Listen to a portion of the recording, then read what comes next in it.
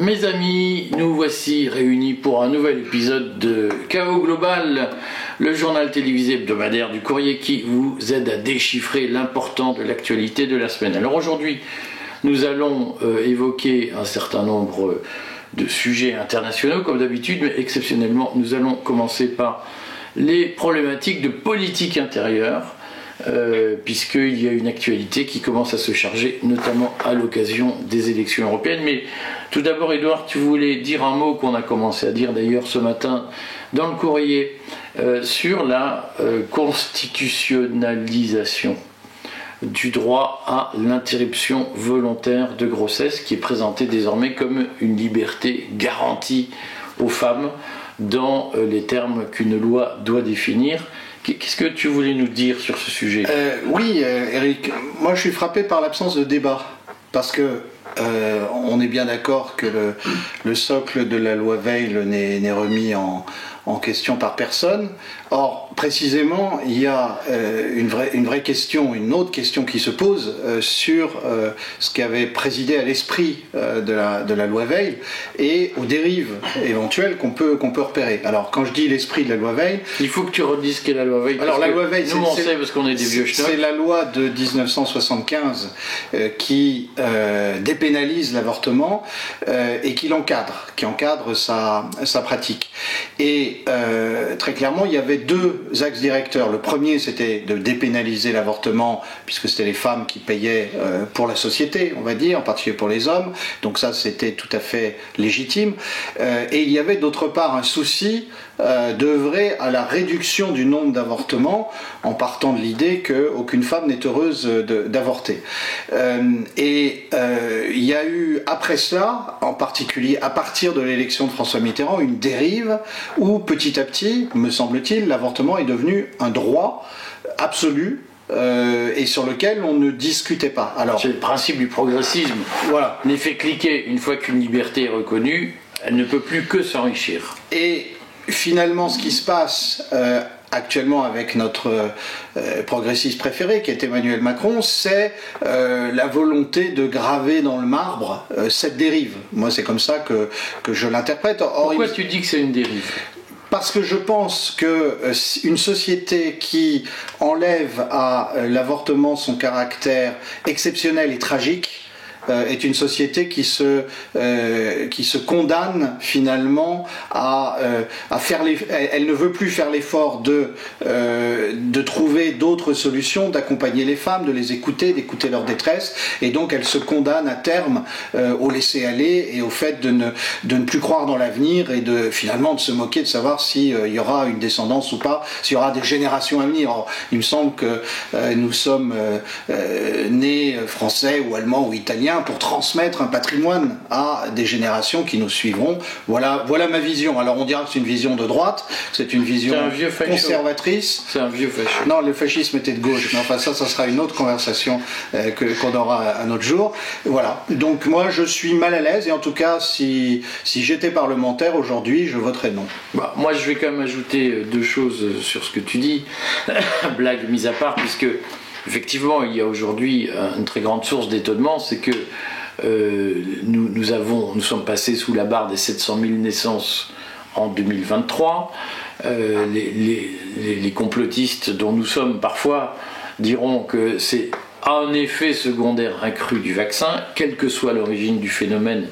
Il y a quand même le feu à l'hôpital, si j'ose dire, le feu à la maternité, puisque nous vivons un décrochage démographique tel que nous ne l'avons jamais vécu dans l'histoire, et qui n'a pas d'explication immédiate. Il n'y a pas de guerre en cours, on n'envoie pas les maris au front, etc.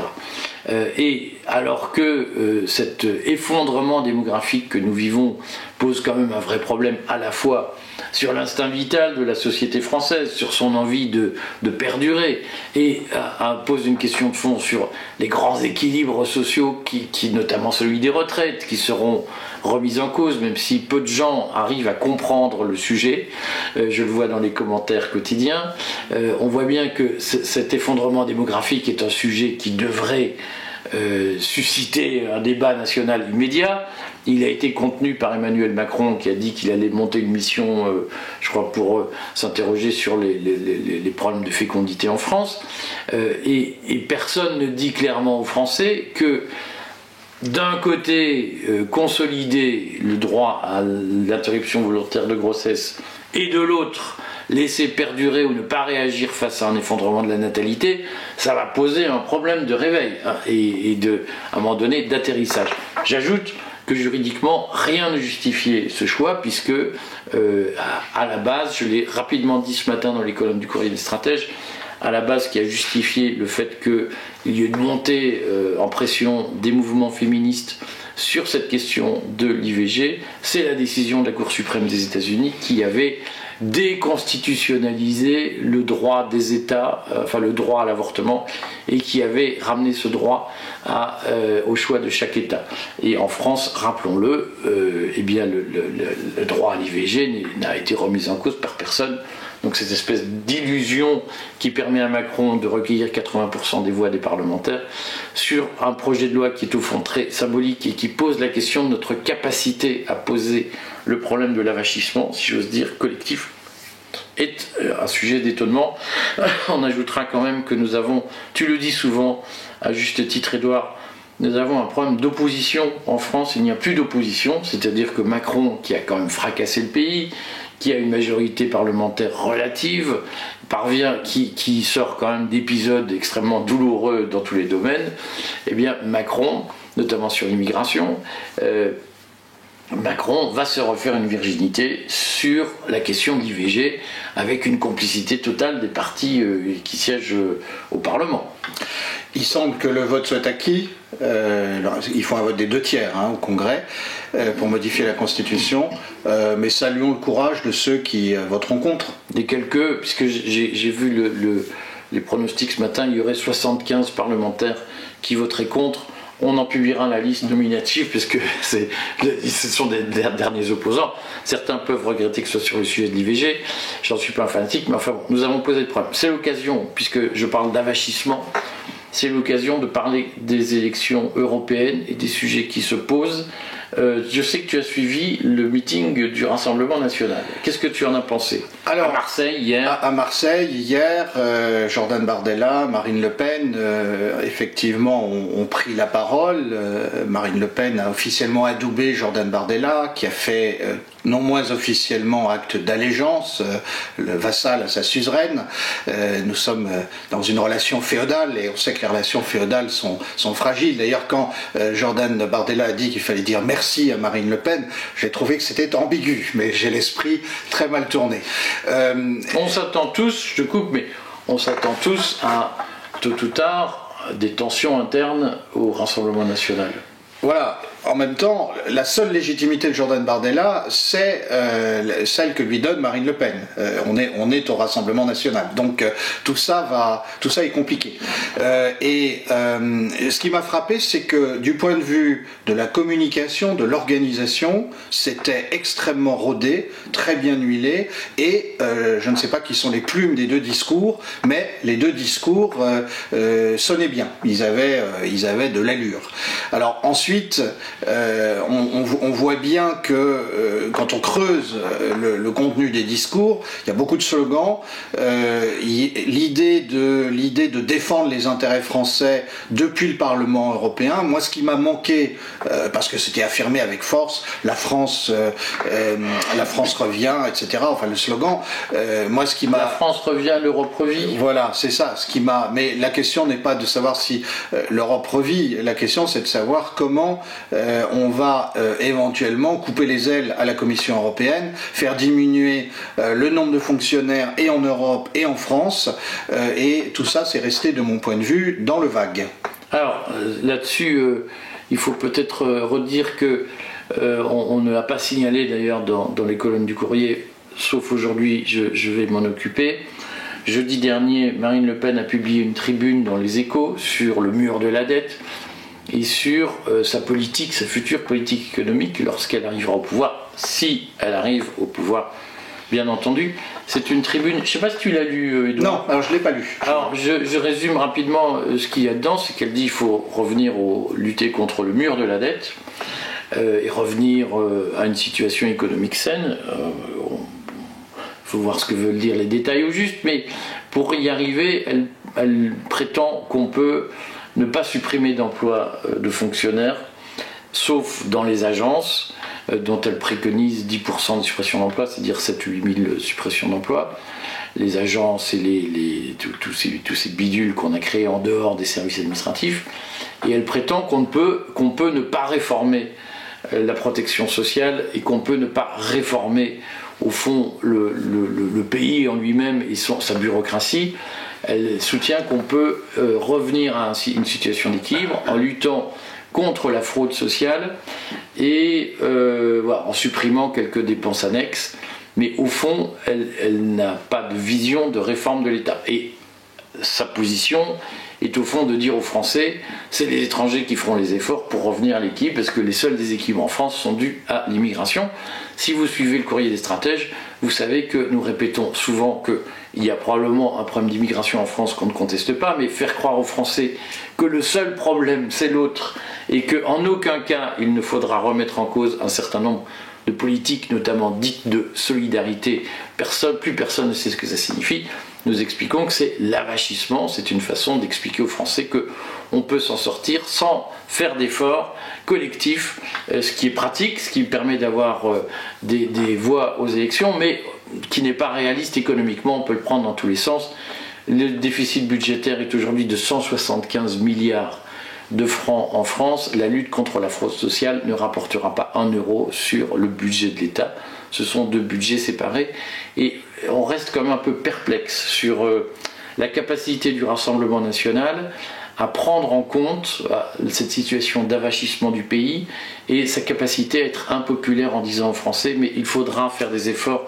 Nous ne nous relèverons pas en restant dans notre fauteuil et si nous sommes tombés si bas, ça va demander pas mal d'efforts pour en sortir. Comment tu sens ce discours? Moi, je suis entièrement d'accord.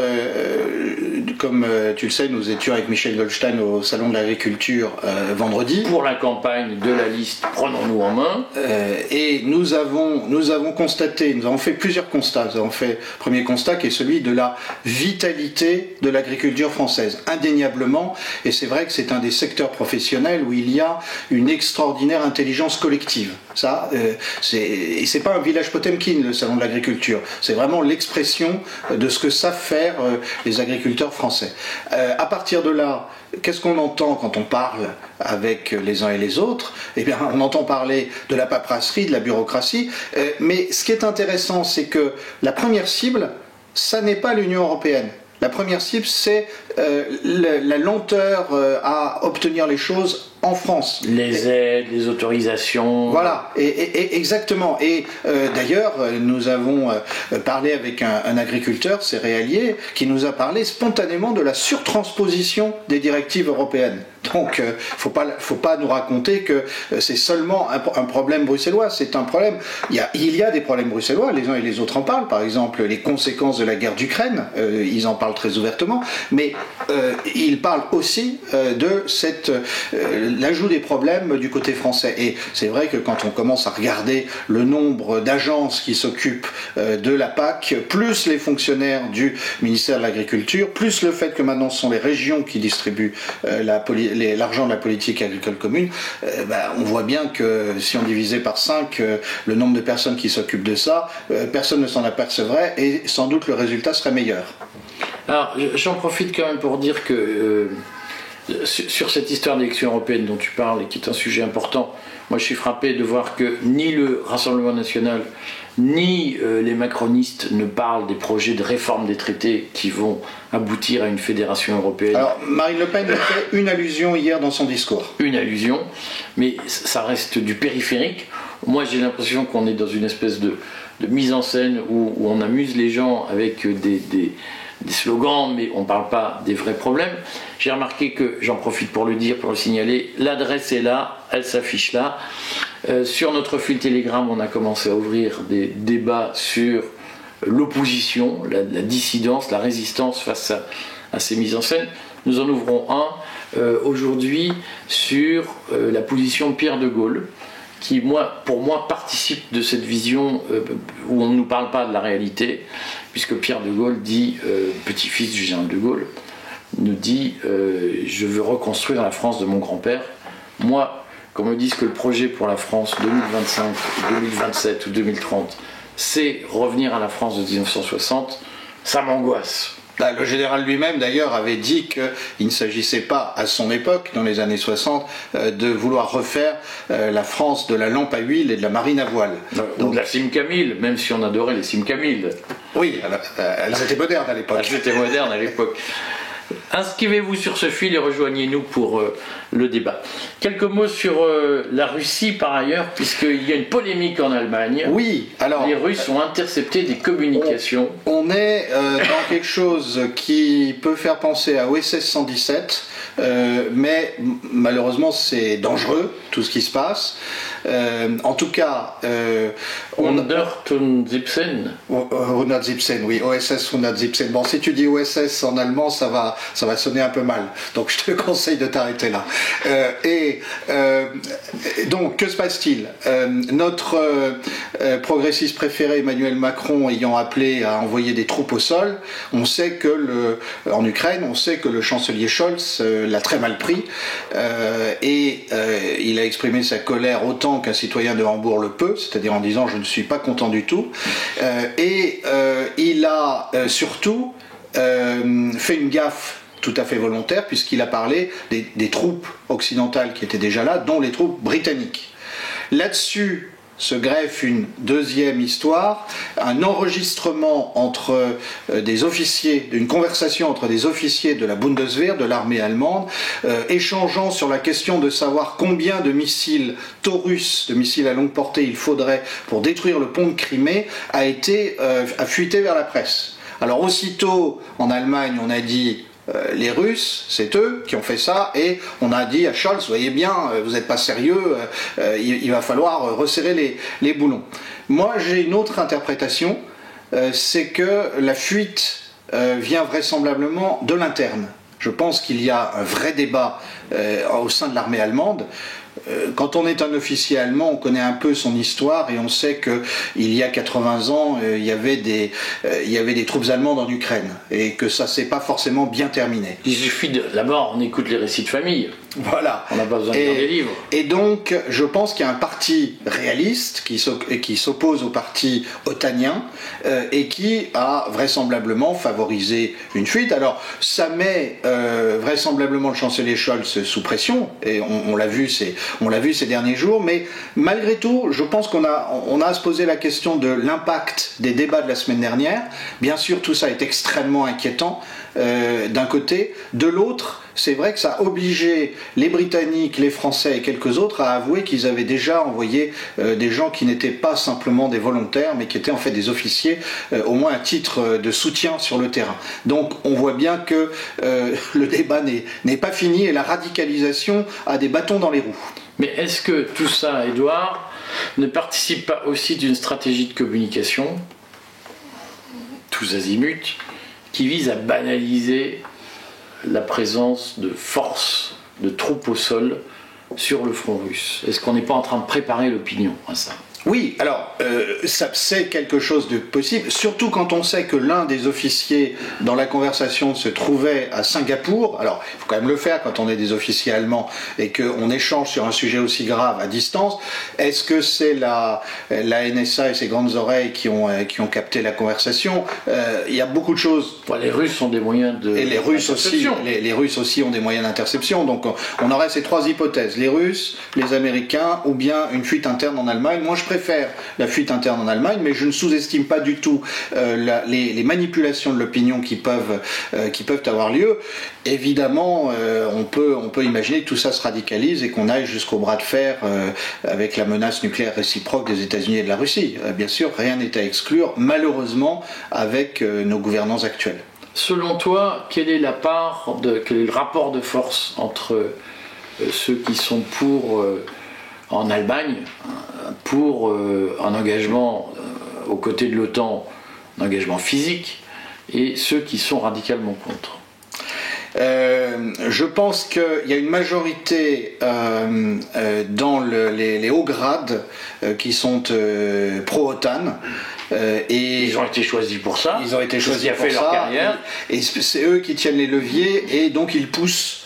Je ne serais pas étonné que la fuite vienne précisément d'officiers supérieurs qui sont moins visibles et qui ont eu les moyens de faire passer la chose dans les médias. Il ne faut pas oublier non plus qu'il y a aussi la sensibilité de l'ancienne Allemagne de l'Est, avec certains officiers aujourd'hui qui viennent de l'ancienne Allemagne de l'Est. Donc je pense que le rapport est de 50-50 entre les otaniens et les réalistes, on va les appeler comme ça. Et dans l'opinion ?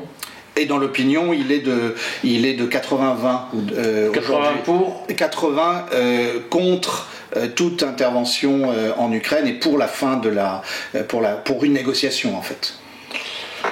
On verra la suite. Donc moi je reste persuadé qu'il y a une préparation du terrain, une préparation d'artillerie pour nous faire admettre une intervention, d'autant que je lisais dans la presse anglo-saxonne ce matin que l'Ukraine considère qu'elle a besoin de 500 000 hommes pour faire face à l'offensive russe et que Zelensky n'exclut pas d'élargir la fourchette de mobilisation des hommes pour faire face aux besoins de l'armée. La peur des Occidentaux, c'est la prise d'Odessa. C'est ça qui va être décisif, parce que maintenant que l'armée russe avance un peu plus vite, la question c'est quelle va être la ligne où elle va s'arrêter, et je pense que l'accès de l'Ukraine à la mer, c'est la question clé, c'est Odessa. Alors, j'en parlais tout à l'heure dans l'interview de Youssef Indy, ne la manquez surtout pas. On a terminé cette interview sur la question de Gaza. Ça bouge beaucoup en ce moment à Gaza. Il y a des pourparlers de paix au Caire qui sont ouverts officiellement. Il y a des interventions, des haussements de ton américains auprès d'Israël pour empêcher un massacre à Rafah. Il y a le terrible massacre qui a eu lieu la semaine dernière de gens affamés qui ont été tirés comme des lapins. On parle de plusieurs centaines de morts. Quelle est la situation à Gaza ? Alors, puisqu'on parle de ce terrible massacre, on a appris par les médias israéliens que plusieurs officiers qui travaillaient au service de communication de Tsahal ont démissionné. La raison officielle n'a pas été donnée. D'après toute la contextualisation qu'on peut faire, il est évident que c'est la suite de ce qui s'est passé, puisqu'on a contraint le service de communication de Tsahal à dire que c'était une erreur. Et qu'évidemment il y a un certain nombre d'officiers qui travaillent dans cette cellule qui n'ont pas pu assumer, ou sous-officiers qui n'ont pas pu assumer. Donc ça c'est un premier point important, et il y a d'autre part dans les médias israéliens des chiffres toujours plus élevés en termes de pertes. Il y a quelques semaines, lorsque je parlais de 12 000 blessés, on pouvait se dire mais où est-ce qu'il va chercher ça ? J'avais beau dire que je lisais Haaretz tous les jours, les gens pouvaient se dire oui c'est quand même bizarre, et maintenant on en est plutôt, si on cumule tous les chiffres donnés, à parler de 15 000 ou 16 000, ce qui veut dire que le nombre de morts, si on a un ratio classique pour la guerre moderne, s'il est 3 fois moins, ça veut dire qu'on peut avoir entre 4000 et 5000 morts israéliens tués, je parle des soldats là. Et comme d'un autre côté il y a une fuite avérée ou pas qui dit que du côté des combattants palestiniens il y aurait environ 6000 tués à Gaza, on voit que le rapport de force, il est très tendu. Si ce chiffre est avéré, mais ça serait une source proche du Hamas qui l'aurait donné. Si ce chiffre est avéré, ça veut dire que le rapport de force est beaucoup plus équilibré. Donc 6000 morts, 4000 morts israéliens, 6000 morts palestiniens. Ça veut dire une bataille. Là, on parle des tués soldats, des soldats tués. Ça veut dire une bataille qui ferait rage, véritablement, ce qui correspond à ce qu'on observe sur le terrain. La semaine dernière, il y a eu une grosse défaite de l'armée israélienne inavouée, qui n'a pas passé le stade de la censure, mais on a suffisamment d'éléments pour le prouver dans le quartier d'Al-Zaytoun à Gaza, dans la ville de Gaza. Et là, depuis avant-hier, les Israéliens ont recommencé une bataille à Khan Younis, extrêmement dure, sans doute pour montrer ce qu'ils feront s'ils attaquent Rafah dans quelques jours, mais en même temps temps, le fait qu'il déclenche une bataille à Khan Younis avant de le faire à Rafah me fait penser qu'ils ont du mal à progresser vers le sud. Concrètement, quand même, on annonçait 14 000 combattants du côté du Hamas. Ça signifie quand même que les forces du Hamas ont été... On est plutôt à 24 000. Hein. 24 000, oui. C'était, moi j'avais retenu 14 000. On est plutôt à 24 000. Et puis ce qu'on oublie toujours, c'est qu'il n'y a pas que le Hamas, il y a les autres mouvements combattants palestiniens qui à mon avis, d'après mes estimations, doublent le nombre de combattants. Donc je pense qu'on est plutôt à quelque chose comme une cinquantaine de milliers de combattants au départ du côté palestinien à Gaza. Alors on se rappelle qu'il y a une bataille en Cisjordanie aussi, elle est de basse intensité, mais enfin il y a en permanence des opérations des forces de sécurité et de l'armée israélienne dans les différentes localités de Cisjordanie et dans les camps de réfugiés. Donc tout ça montre une guerre qui s'enlise du point de vue d'Israël. C'est la guerre la plus longue qu'Israël ait eu à mener pour l'instant dans ce genre de circonstances. Et en tout cas sur son sol. Sur son sol, bien sûr. Et on a par ailleurs, c'est là que je voulais en venir, la guerre face au Hezbollah. Là aussi, elle est de relativement basse intensité pour l'instant, malgré les pertes des deux côtés. Les Israéliens disent qu'ils vont passer à l'attaque, mais je rappelle ce rapport dont nous avions parlé, publié il y a 3 semaines par un centre de recherche israélien, et qui dit s'il y avait une guerre entre Tsahal et le Hezbollah, ça serait très dangereux pour Israël, puisque le Hezbollah aurait la possibilité, d'après cette étude israélienne, de tirer jusqu'à 3000 missiles par jour sur le territoire israélien. Alors on se souvient qu'il y a 15 jours, Thierry Meyssan nous avait dit le début du Ramadan sera peut-être l'occasion du début d'un massacre à Rafah, dont on dit qu'il pourrait faire au moins 75 000 morts s'il avait lieu. On va le recevoir mercredi, il nous en reparlera. Il se trouve que ça va tomber quasiment en même temps que le début du Ramadan. Ton sentiment, Édouard, c'est que les pourparlers qui ont lieu, notamment au Caire, puisque une délégation du Hamas est arrivée au Caire hier de mémoire, est-ce que tu penses que ces pourparlers pour un cessez-le-feu peuvent aboutir ?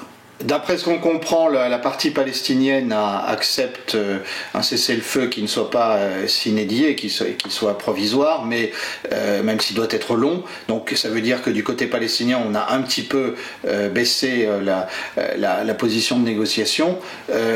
Mais malgré tout, ce qu'on observe, c'est que les Américains mettent la pression sur le gouvernement Netanyahou, et que c'est très compliqué. Mais c'est normal, quand on a laissé faire n'importe quoi à un de vos alliés pendant des décennies, c'est normal que ça soit difficile de reprendre la main. Et puis, comme le soulignent beaucoup d'observateurs internationaux, il y a une vraie hypocrisie des Américains qui d'un côté organisent le lâcher de nourriture depuis les airs sur Gaza, en tout cas le coordonne, et puis de l'autre continue à livrer des bombes à Israël, à l'armée israélienne, même si c'est officiellement plutôt pour aller mener la guerre contre le Hezbollah si elle devait éclater. Ça rappelle la guerre du Vietnam. Tout à fait. On a une situation qui est assez similaire. La différence, c'est que c'est pas le paysage, c'est pas la jungle, et que quand les Israéliens bombardent les Gazaouis, ça se voit. Et en plus, nous sommes dans l'état des communications d'aujourd'hui, c'est-à-dire que nous voyons ce massacre en direct, jour après jour. Et quand nos télévisions ne veulent pas relayer les images, ça se fait sur les réseaux sociaux. Alors, j'en profite quand même pour lancer une petite pique, puisque dans la différence du cartel des médias subventionnés, le ministère des Affaires étrangères va se livrer à une cérémonie d'hommage en catimini pour 2 agents du réseau culturel français qui ont été tués par les Israéliens à Gaza. Et on observe une fois de plus la différence de traitement entre les morts sous bombes israéliennes qui sont passées sous silence, et les morts sous bombes ou couteaux ou armes du Hamas qui là sont tout de suite transformés en victimes de génocide. On se retrouve lundi prochain, Édouard, pour un nouveau numéro de Chaos Global. Et puis pensez à vous abonner au fil Telegram. On ouvre des débats sur la résistance et la dissidence. À bientôt.